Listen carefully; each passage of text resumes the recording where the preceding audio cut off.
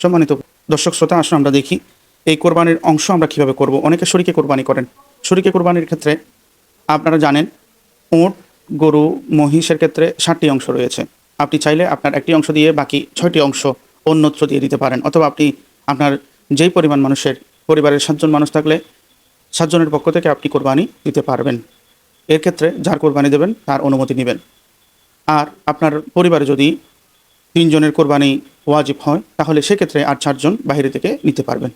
সেক্ষেত্রে আমি একটা জিনিস আপনাদেরকে বলবো, আপনারা শরীকে কোরবানির ক্ষেত্রে পাল্লায় ওজন করে মাপ দিয়ে অংশ গ্রহণ করবেন। কেননা কিতাবের মধ্যে এসেছে, যদি কোনো শরিকদার বেশি অংশ নিয়ে নেয় তবে সেক্ষেত্রে সকলেই গুনাহগার হবে, যদিও বা ক্ষমা করে দেন। অর্থাৎ আমি বেশি পেয়েছি, আপনি কম পেয়েছেন, আমি বেশি পাওয়াতে ক্ষমা করে দিয়েছেন, কিন্তু আমার কোরবানিও সঠিক হয়নি, আপনার কোরবানিও সঠিক হয়নি। সম্মানিত হাজিরিন, সেদিকে আমরা লক্ষ্য রাখবো। আমরা সঠিক ওজন করে আমাদের নির্দিষ্ট প্রাপ্য আমরা গ্রহণ করব।